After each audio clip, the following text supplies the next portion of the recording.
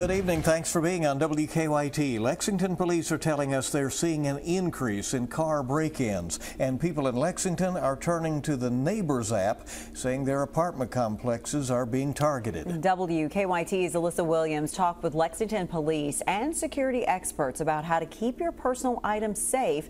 It's our top story at 5:30.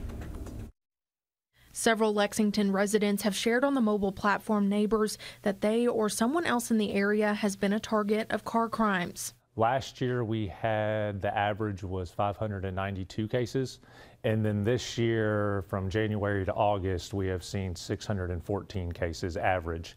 And then given to take a month, it can increase or decrease about 50 a month. Lexington Police Sergeant Guy Miller says suspects like to target apartment complexes due to how easy it is to blend in. At night, what they are usually doing, they're just going around and checking car door handles.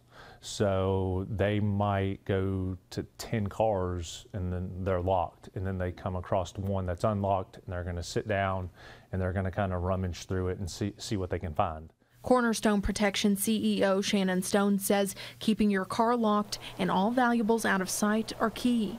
Gates, fences, security systems, security cameras, all of these are a deterrent, but it's no guarantee that they're not going to get their car broke into. Sergeant Miller adds if you have any high-end items such as power tools or electronics, it's best to document the serial number on the back of those items so if they do get stolen, they're easier to track down. If you have that serial number and they try to go pawn it, the detective can look into that pawn shop.